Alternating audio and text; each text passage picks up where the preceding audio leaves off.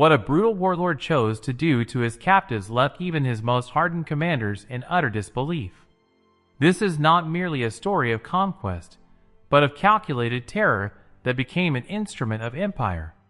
To understand Genghis Khan is to understand a paradox, a man who could commit unspeakable atrocities while building a system of law, communication, and governance that connected continents.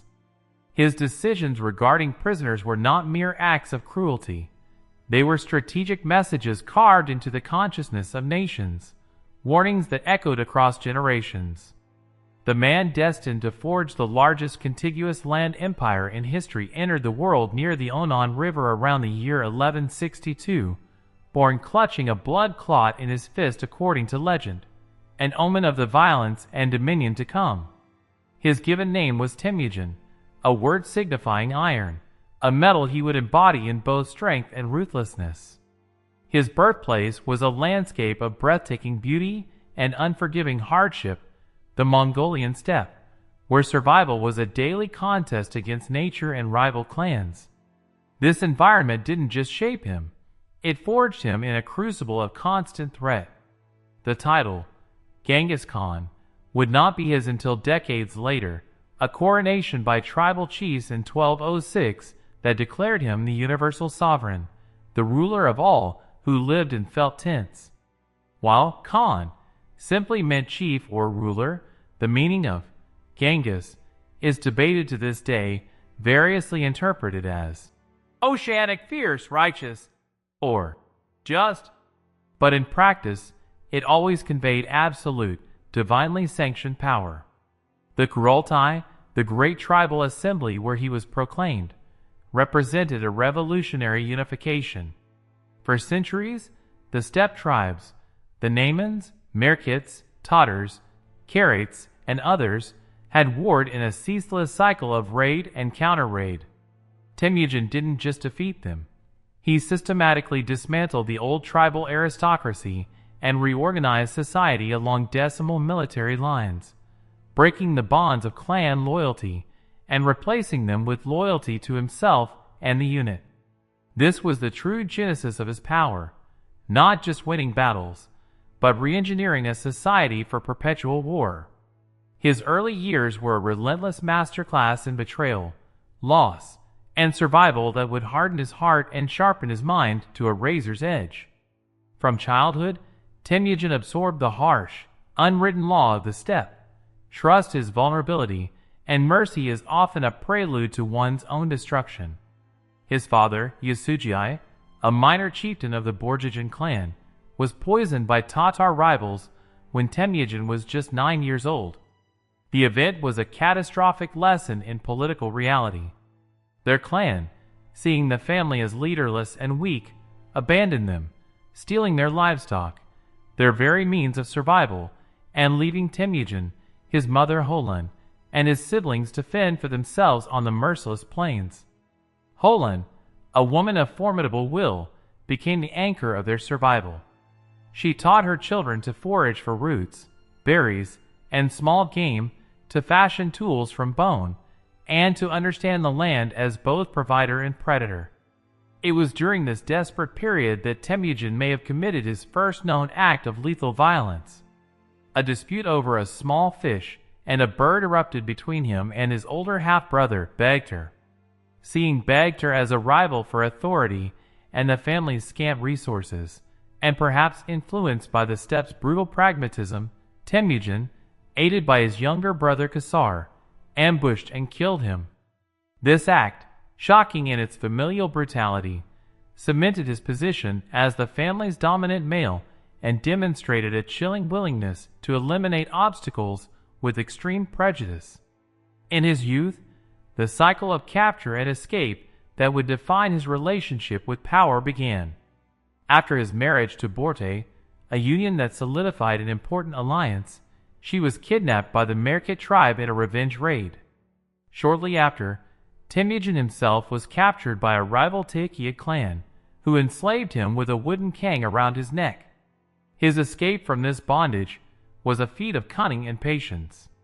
He waited for a moment when his captors were drunk during a feast, used the kang to knock out a guard, and then hid in a river, breathing through a reed. This experience of being property, of being humiliated and chained, would profoundly shape his later policies. Some historians argue it bred a deep-seated rage. Others suggest it gave him a cold, empathetic understanding of a slave's psychology, knowledge he would later use to control millions. Yet, against every conceivable obstacle, by his 20s he had begun the patient, masterful work of building a coalition.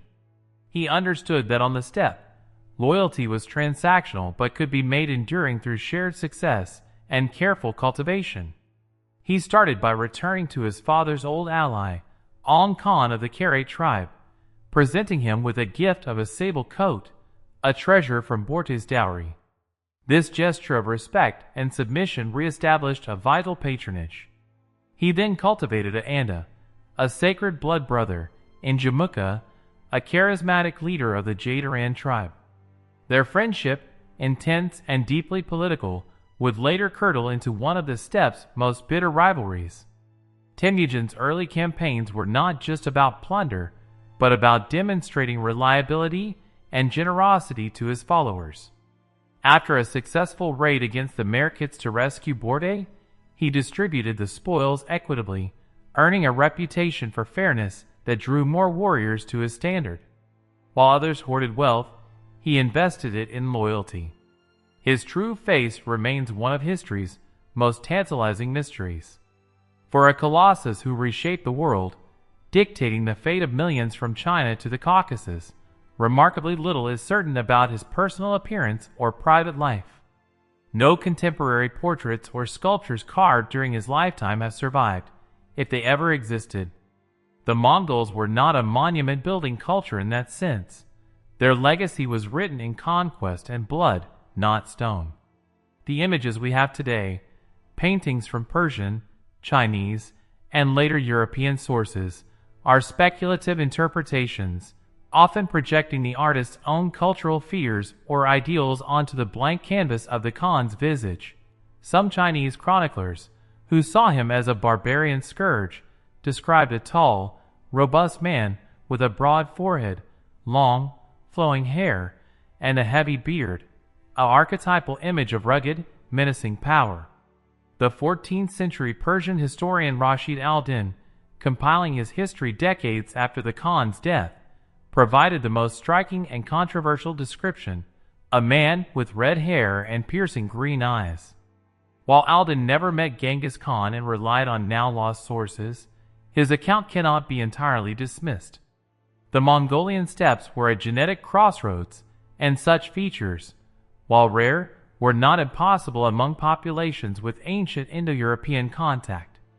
This depiction adds a layer of unsettling otherness, a ruler who looked unlike the majority of his subjects, marking him as physically distinct as he was politically supreme. Perhaps more telling than his physical description are the accounts of his presence.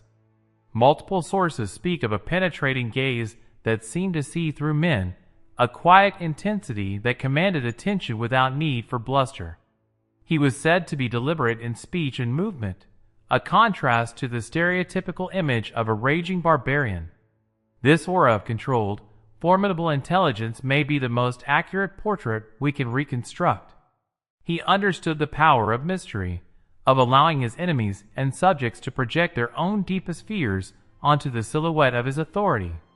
He possessed an uncanny, revolutionary eye for talent, systematically elevating ability from the ranks of his vanquished foes. This meritocratic impulse was radical in a world rigidly structured by birth, clan, and tradition. The Khan's philosophy was brutally simple. Skill served the empire, and loyalty, once given, was absolute.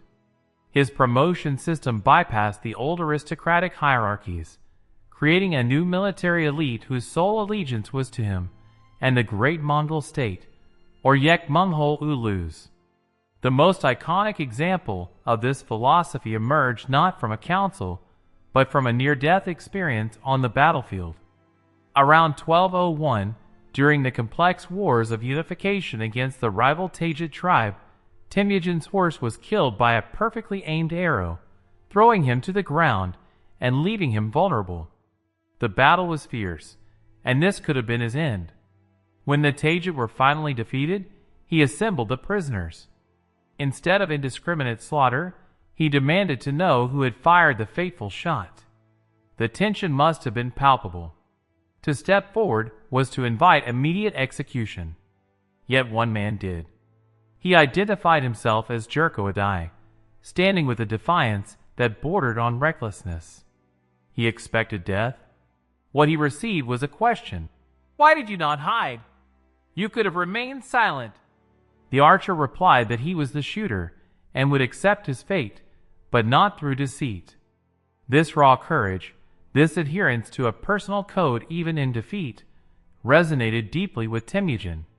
He saw not just an enemy, but a man of principle and formidable skill.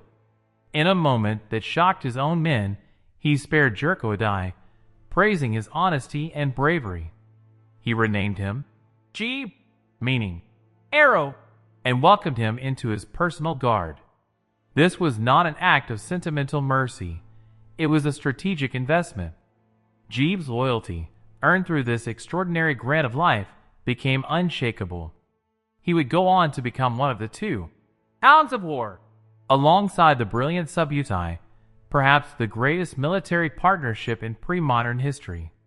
Under Genghis Khan and his successors, Jeeb and Subutai masterminded campaigns that stretched from the frozen rivers of Russia to the plains of Hungary, executing strategic maneuvers of breathtaking scale and speed. Jeeb's story became a powerful legend within the empire, the arrow that was caught and shot back with 100-fold force. It sent a clear message to both enemies and subjects. Talent had a home in the Mongol Empire, regardless of its origin. His wrath was not mere anger. It was a geopolitical instrument of calculated, overwhelming terror designed to break the will of nations before his armies even arrived. While he often offered kingdoms a clear choice, peaceful submission with autonomy over local affairs, or war and annihilation, resistance was met with a response so total it was meant to echo through history. His philosophy was chillingly logical. A city that resisted and was utterly destroyed would serve as a psychological weapon against the next 10 cities, saving time, resources, and Mongol lives in the long run. His most legendary and devastating vengeance unfolded in 1219, triggered by an act of catastrophic diplomatic folly. The Khwarezmid Empire, a powerful Muslim state in Persia and Central Asia ruled by Shah Muhammad II, controlled vital Silk Road routes. Genghis Khan, seeking stable trade, sent a 500-man caravan of merchants as emissaries to the Shah's frontier city of Otrar. The governor of Otrar, Analchuk, possibly suspecting them of espionage or greedily eyeing their goods, had them arrested and executed as spies. The Khan, still pursuing diplomacy over war, sent a formal delegation of 3 ambassadors, 1 Muslim, 2 Mongols, to the Shah's court to demand justice and the surrender of Analchuk. The Shah's response was an even greater insult. He had the Muslim ambassador beheaded and sent the 2 Mongols back with their beards shaved, a profound cultural humiliation. This was the point of no return. The Khan, it is said, climbed a hill and prayed alone for 3 days and nights, seeking divine guidance. He then descended, and the storm was unleashed. The Mongol invasion of the Khwarezmid Empire was an exercise in strategic annihilation. They attacked not as a single horde, but in multiple, independently operating columns commanded by his sons and top generals, systematically isolating and destroying the Shah's scattered forces. Cities that surrendered were spared and integrated. Cities that resisted were made examples. Bokhara was captured, its citadel burned, and its population driven before the army as human shields for the next siege at Samarkand. Urgench was destroyed with such thoroughness that the Mongols diverted a river to run over the ruins. The campaign was a masterpiece of psychological warfare. The Shah fled in a desperate, pathetic flight, dying of pleurisy on a remote Caspian island, a broken man stripped of his empire, army, and dignity. But the Khan's rage had a cold, meticulous patience. His work in the West done for the moment, he turned his attention east to an older score. The Tandak kingdom of Xia, longtime vassals, had refused his call for troops during the Khwarezm campaign, their ambassador delivering a stunningly arrogant reply. "If you lack sufficient soldiers, you are not fit to be Khan." Genghis had noted this betrayal but bided his time.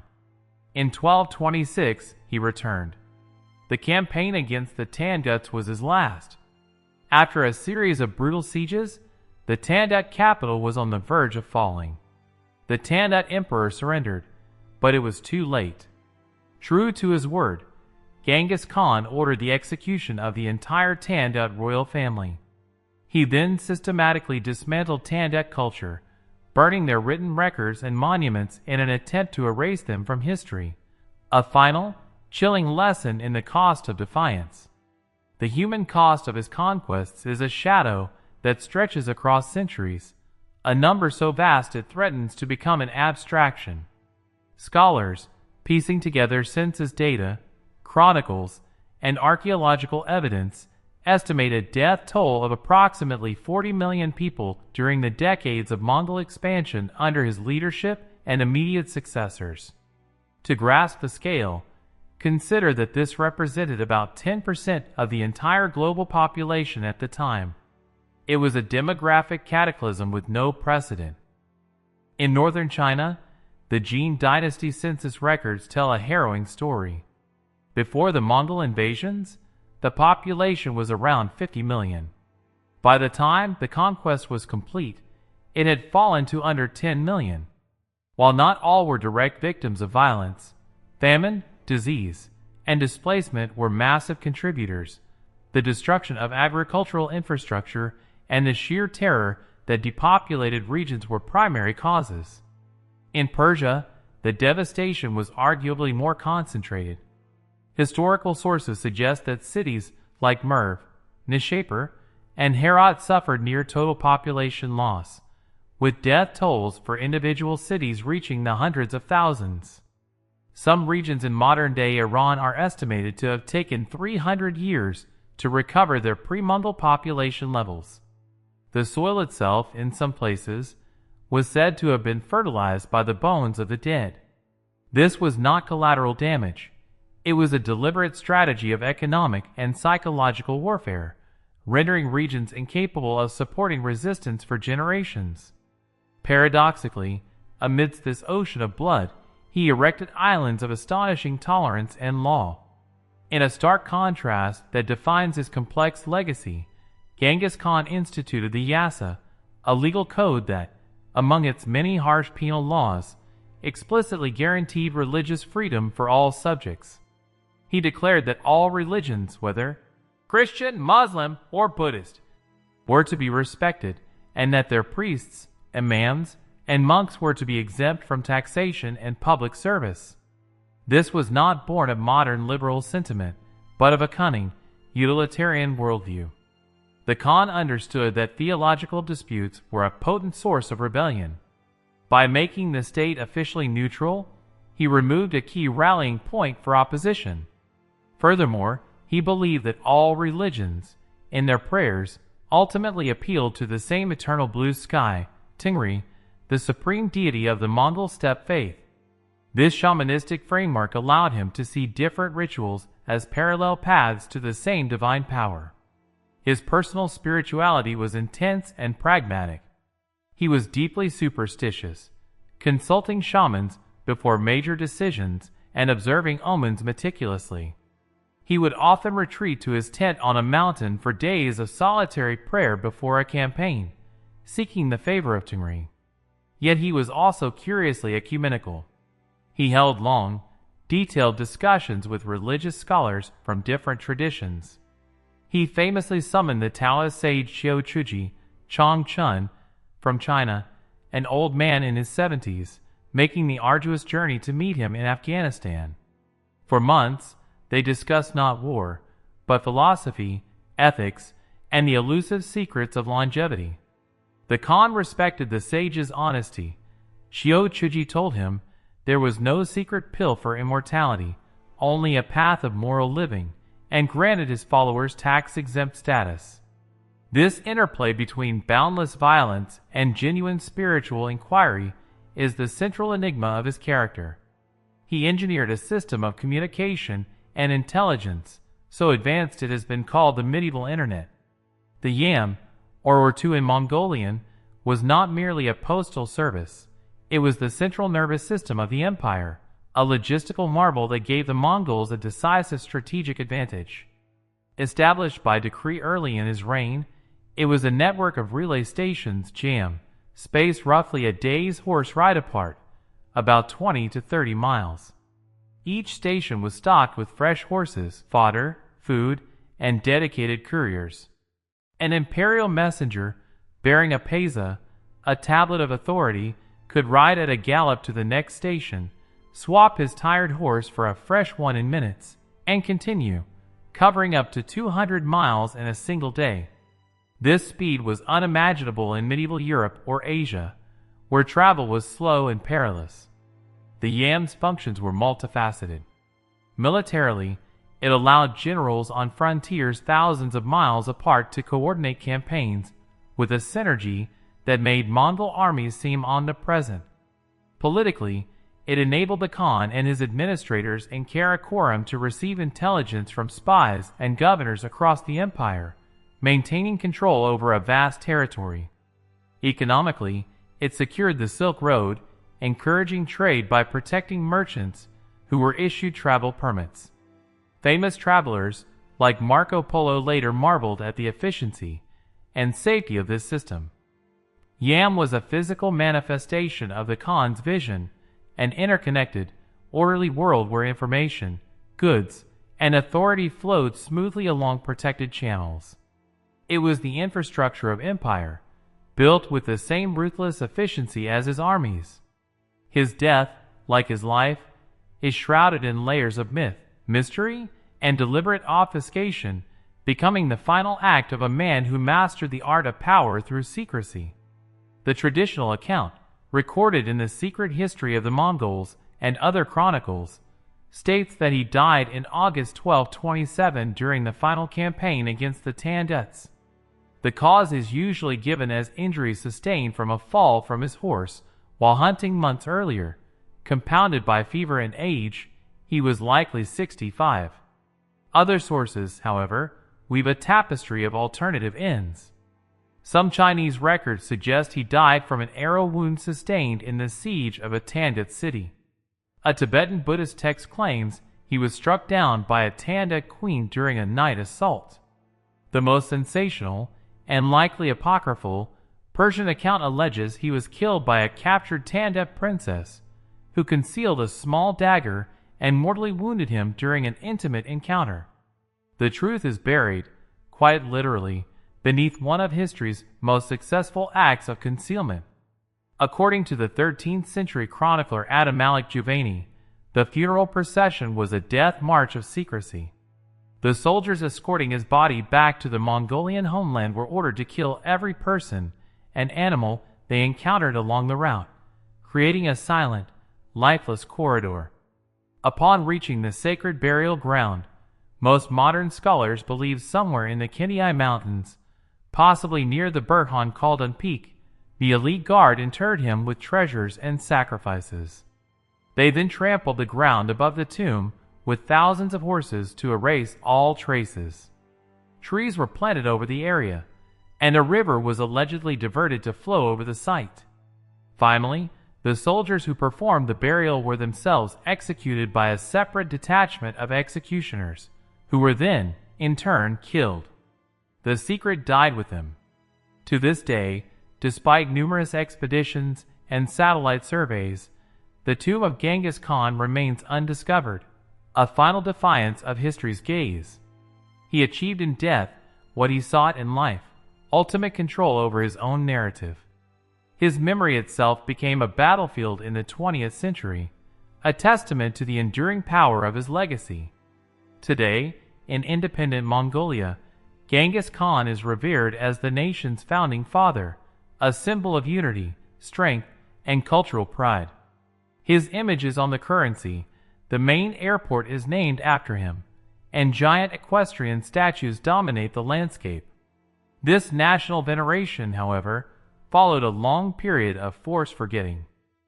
During the Soviet-dominated era of the Mongolian People's Republic, 1924 to 1992, Genghis Khan was persona non grata. The Soviet ideology saw him as a feudal, reactionary figure whose celebration could inspire dangerous nationalist sentiments that might challenge communist internationalism. Mention of his name was scrubbed from textbooks, academic research on him was suppressed, and pilgrimages to his supposed birthplace were forbidden. The Soviets promoted the narrative of the Mongol conquests as a dark, exploitative period for the conquered peoples, including Russians, while downplaying any positive aspects of Mongol statecraft. It was a deliberate attempt to sever modern Mongolians from this powerful symbol of their imperial past. With the Democratic Revolution of 1990 and the collapse of the Soviet Union, Genghis Khan erupted back into Mongolian consciousness with volcanic force.